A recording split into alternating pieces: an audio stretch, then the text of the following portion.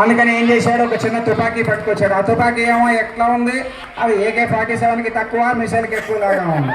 ఎక్కడ ఏమాత్రం ఇదిగా ఉన్నటువంటి అందువల్ల పెట్టల దొరికి ఏం చెప్పినా కూడా ఆయనకి ఏం చెప్పినా మన పాట పట్టించుకోడు, మనం చెప్పినా ఆయన పాట పట్టించుకోడు.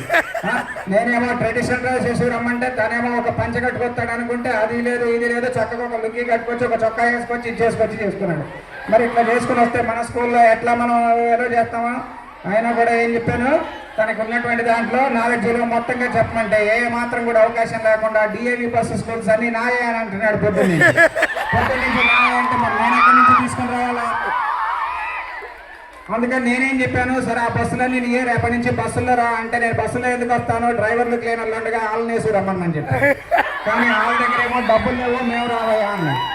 మరి DAV స్కూల్లో మా చుట్టుపక్కల ఎక్కడన్నా మాకు ఏదన్నా అవకాశం ఉండి మాకు ఏదన్నా ఈ ప్రోగ్రాం పెట్టండి ఆ ప్రోగ్రాం పెట్టండి అంటే, ప్రోగ్రాంలు అన్నీ పెడితే మేమేం చదువుకుంటామండి అని అన్నది.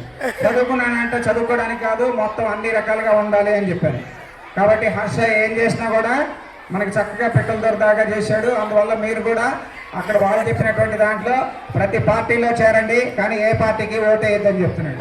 అందువల్ల కాబట్టి అందరి మనలో పొంది మన అందరికీ స్కూల్లో మంచి జరగాలని ఆ పెట్టెల తరపున నేనే మీ అందరినీ కోరుకుంటాను.